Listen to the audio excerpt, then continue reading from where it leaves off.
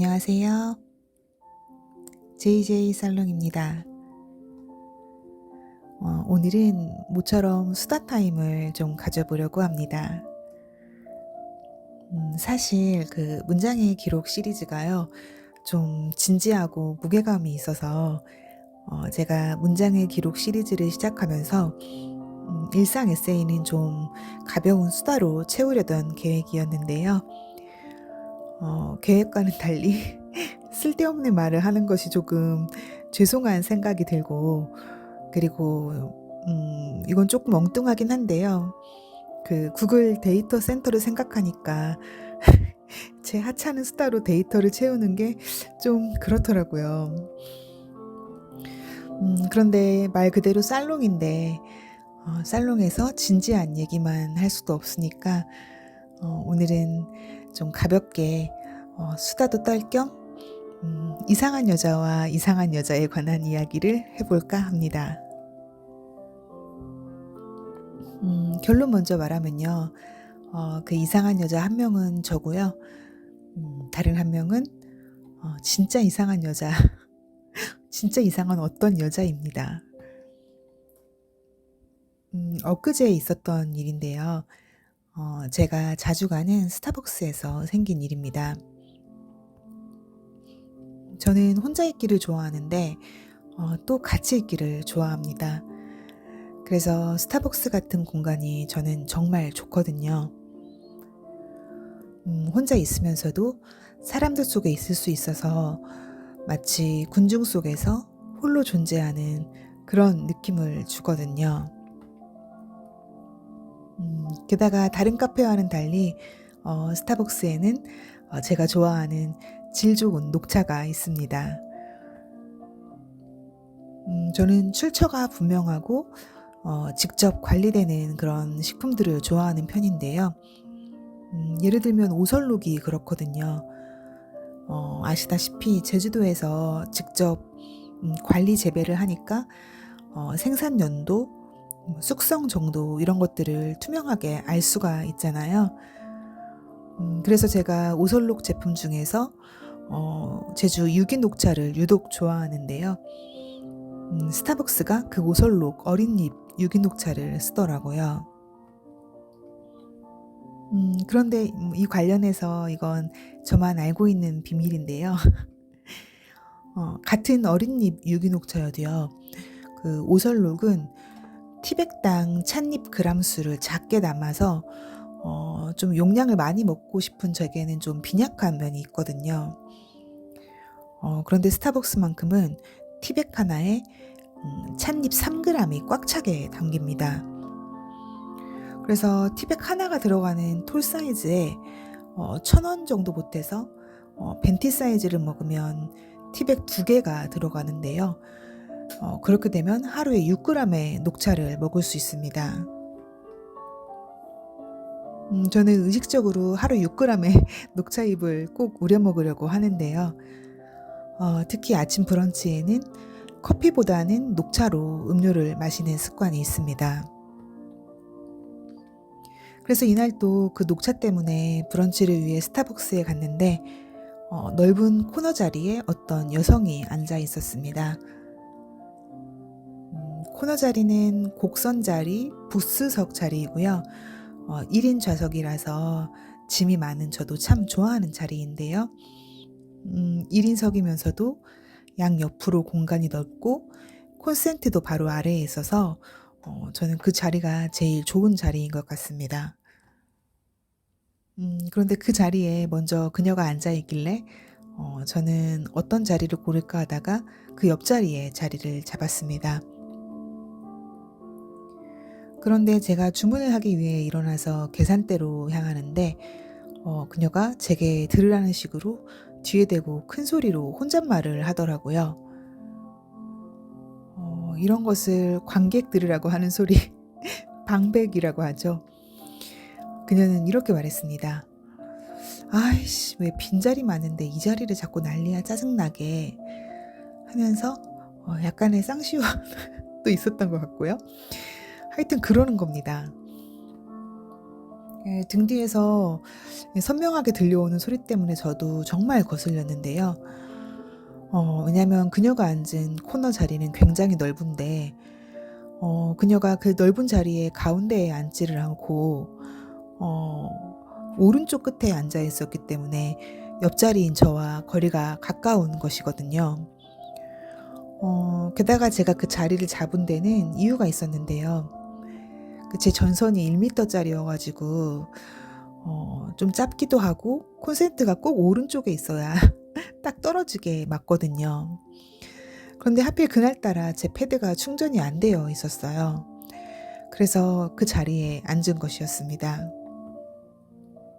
그리고 제가 생각하기에 그녀가 넓은 자리에서 한쪽으로 치우쳐 앉지 않고 제가 그 옆자리에 앉으면 가운데로 이렇게 앉아 줄 것이다. 그러면 서로 공간이 멀리 떨어지게 되기 때문에 스타벅스의 모든 자리를 통틀어서 옆 사람과의 간격이 가장 멀 수 있는 조건이 된다. 그러니까 개인 간 거리는 유지가 될 것이다. 이렇게 생각을 해서 다른 빈 자리가 있었지만 그 자리를 선택한 것이었습니다. 그런데 그녀는 굳이 그 넓은 자리에서 한쪽 끝에 치우쳐 앉아 있다가 제가 일어나니까 뒤에다 대고 큰 소리로 대문자 C가 들어가는 그런 말을 하는 게 아니겠어요? 그래서 속으로 정말 싫다 저 여자. 저 여자 정말 싫다. 그리고 내가 못 앉을 자리에 앉은 것도 아닌데 다른 사람 뒤에다 대고 저런 식으로 말하는 매너가 정말 싫다. 이런 생각을 하면서 그냥 못 들은 척하고 그대로 무시하고 주문을 하고 자리로 돌아왔습니다. 그랬더니 그녀가 자기 성질을 못 이기고는 갑자기 투닥투닥 그 테이블 위에 있는 자신의 물건들을 거칠게 다루면서 짐을 옮기더라고요. 넓은 코너 자리를 두고 반대편에 더 좁은 옆자리로 옮기더라고요. 마치 저한테 보라는 것 같았습니다. 나 당신 때문에 자리 옮긴다? 이렇게 온몸으로 말을 하더라고요. 그래서 저는 정말 이상한 여자다. 가운데로 앉는 그 작은 물러남, 그 작은 일상의 제스처 하나가 하기 싫어서 그저 저한테 자기 기분 나쁘다는 것을 보여주기 위해 넓은 자리를 포기하고 더 좁은 자리로 가는 정말 비이성적인 행동을 하는구나. 그렇게 생각을 하면서 그래 봐야 당신만 손해야. 그 석기 시대에서 온 것 같은 무지막지한 대형 노트북을 들고 자리 옮겨봐야 본인만 피곤하지. 이러면서 이어폰을 끼고 제 할 일을 하고 있었습니다. 그런데요, 정말 황당한 일은 잠시 뒤에 일어났는데요. 그녀가 갑자기 저를 보고 환하게 웃으면서 말을 거는 것이었습니다. 저기요 하면서 저를 불렀는데요. 정말 언제 신경전이 있었나 싶을 정도로 환하고 친절한 웃음을 짓더라고요. 그래서 저는 순간적으로 나를 부른 게 맞나 하고 어리둥절하면서 주위를 둘러봤는데요. 그녀는 이어서 저한테 똑바로 눈을 맞추고 애교를 부리면서 저 좀 도와주시면 안 돼요? 하면서 말을 걸더라고요. 그래서 당황한 저는 네 하고 되물었습니다. 순간 머릿속이 좀 꼬이기 시작했는데요. 어떻게 10분 전에 제 뒤에 대고 그런 말을 했던 사람이 저를 부르면서 저런 웃음을 보이고 도움을 요청을 할 수 있는지 정말 이해가 안 되더라고요. 아마 제가 못 들었다고 생각을 하고 그랬는 건지는 모르겠습니다. 그런데 어떤 경우에도 그 감정과 행동의 불일치에 일단 너무 놀랍다는 생각이 들었고요. 동시에 드는 생각은 저 여자는 그 사이 우리 관계를 잊어버렸구나. 이게 참 난처하다. 우리 암묵적인 못마땅 관계인데 하는 생각을 하고 있었습니다. 그랬더니 와이파이 연결이 안 된다. 자기가 노트북을 안 쓰던 걸 가지고 나왔더니 와이파이가 안 된다. 이것 좀 알려달라 그러더라고요. 그래서 저는 좀 무표정한 얼굴로 와이파이 비번은 영수증 아래에 적혀 있더라고요 하고 대답해 주었습니다. 그랬더니 그건 아는데 도와달라는 겁니다. 그러니까 저한테 와달라고 요청을 한 것이었는데요. 저는 좀 주춤하다가 사실 정말 일어나기 싫었는데도 저도 모르게 이미 일어나서 그녀 옆으로 가 있는 거를 발견했습니다. 그리고 바로 이 지점이 제가 1차적으로 화가 나는 지점인데요. 왜 저는 그녀에게 갔냐는 것입니다. 그녀가 싫었고 도와주기도 싫었는데 그걸 의식하면서도 이미 엉거주춤 약간 당황한 표정으로 그녀 자리로 가고 있는 저를 본 것인데요. 그러고 보니까 도움을 청하는 그녀가 노트북을 가지고 온 것도 아니고 제가 왜 그녀 자리로 이동을 했을까? 지금 생각해도 조금 이불킥을 하고 싶은데요. 어쨌거나 갔는데 그녀가 이러는 겁니다. 아니 제가 와이파이를 연결하려고 블루투스를 켰는데요. 이게 잘 안 돼요. 이러더라고요. 그래서 전 순간적으로 어머나 나이도 많아야 30대 후반처럼 보이는데 와이파이를 연결하기 위해서 블루투스를 켜다니 생각하면서 이거 설명해서 되는 게 아니구나 싶어서 그냥 마우스를 들고 연결해주고 제 자리로 돌아왔습니다. 그랬더니 그녀가 제가 자리에 앉을 즈음에 이렇게 말하더라고요. 블루투스 아닌가? 어떻게 한 거지? 되네? 하고 혼잣말을 하면서 그대로 자기 일을 하는 겁니다. 여러분 여기서 빠진 거 뭔지 아시겠죠? 저는 이후 그냥 제 일을 계속 하는데 뭔가 속에서 끓어오르는 겁니다. 자기가 욕했던 여자에게 웃으면서 도움을 청하고 자기 자리에 앉아서 도움을 받고도 감사의 인사조차 잊은 저 이상한 여자에게 뭐 화가 나는 게 아니고요. 제 자신에 대한 화가 치미는 겁니다. 나는 왜 저 이상한 여자에게 정상적인 대응을 해준 것일까? 왜 뒤통수에 욕을 먹고 도움 거절을 못해서 나 자신의 피곤한 다리를 이끌고 가서 손봐주고 감사의 인사조차 못 받고 이제와 내 자리에 와서 부글부글 끓고 있는가. 이런 너무 바보스러운 제 자신에게 화가 나더라고요. 그렇다고 해서 다시 말을 걸어서 아니 아까 욕한 것은 뭐고 도와달래길래 도와줬더니 왜 고맙다는 말도 안 하죠? 이렇게 할 수도 없는 노릇이고요. 그 순간 드는 생각이 정말 이상한 여자 둘이구나 싶더라고요. 여러분은 이 두 사람 중에 어떤 여자가 더 이상한가요? 제 생각엔 둘 다 이상한데요.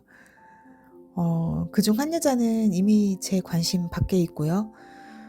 그러거나 말거나 계속 그냥 그렇게 살라고 하고 저와는 상관없는 사람인데요.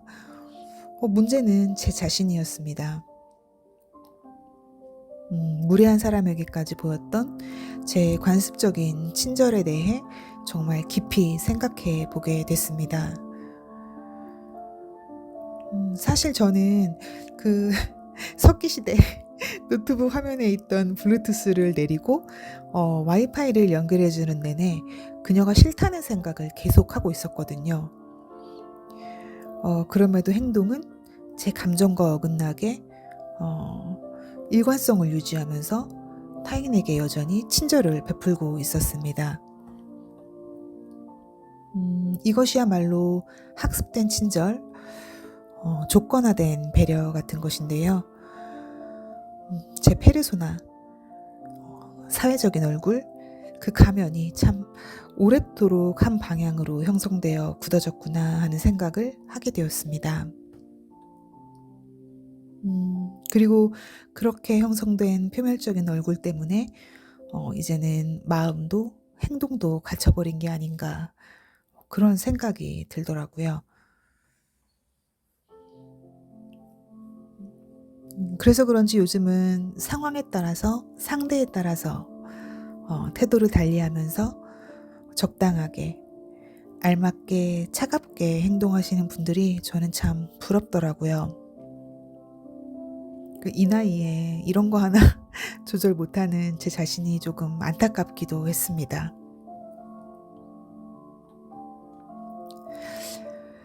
그런데 이렇게 한번 일상수다를 늘어놓으니까 문득 오랫동안 저를 괴롭혀온 동네 70대 할머니가 또 떠오르는데요. 그 이야기는 수년에 걸친 이야기라서 너무 길어질 것 같아서 다음에 기회가 있으면 또 수다 타임을 가져보도록 하고요.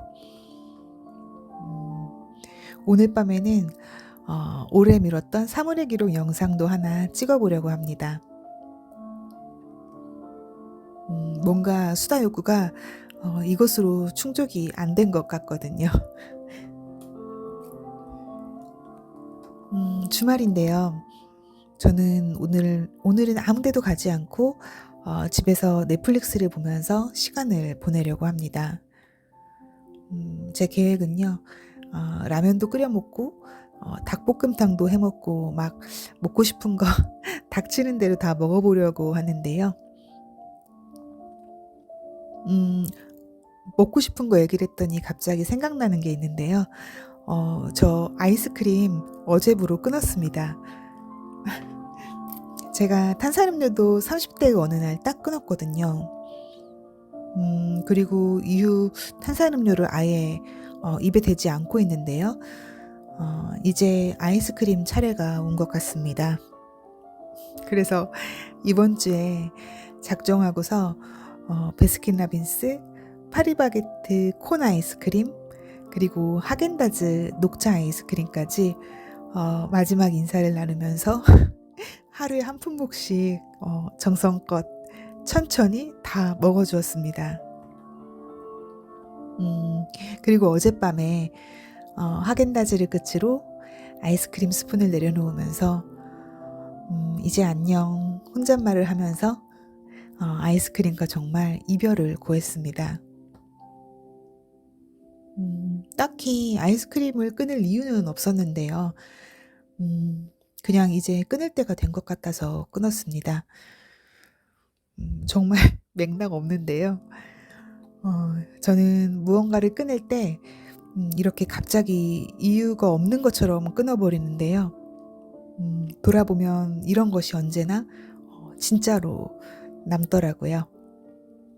그래서 아마 진짜 아이스크림을 끊은 것 같습니다.